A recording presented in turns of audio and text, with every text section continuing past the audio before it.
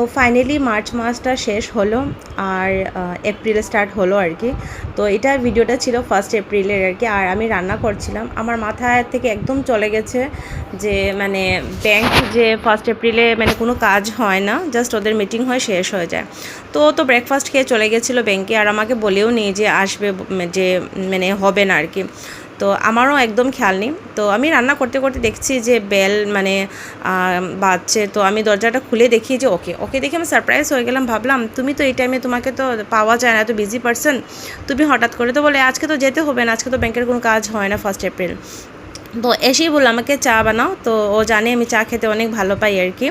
তো আমি চা বসিয়ে দিয়েছি, আর ও কিছু নিয়ে এসেছিলো খাবার জন্য। দুপুরের টাইমে তো এরকম হয় না যে কোনো কিছু আসবে আর খাবে, নর্মালি আমি চা খাই বিস্কিট দিয়ে। আর সমোসা যখন দেখেছি আমি অনেক খুশি। তো ও বলেছে তোমার মুখের সেই হাসিটা দেখার জন্য তো এনেছি, আর এখন তো তুমি কমিয়ে দিয়েছো, এসব খাও না। তো আমি কোনো সময় যখন বাচ্চাদের মতো আবদার করি তখন ও নিয়ে আসে।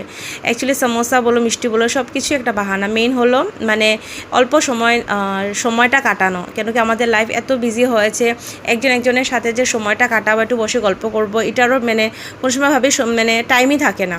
তো একটু সময় বসে যে সময়টা কাটিয়েছি, দুজন বসে গল্প করেছি, চাটা খেয়েছি, এটাই লাইফে অনেক ম্যাটার রাখে। লাইফে না ছোটো ছোটো খুশিটাই অনেক ম্যাটার রাখে। তো কীরকম লেগেছে, ভালো লাগলে ভিডিওটা নিশ্চয়ই লাইক আর কমেন্ট করে দেবেন।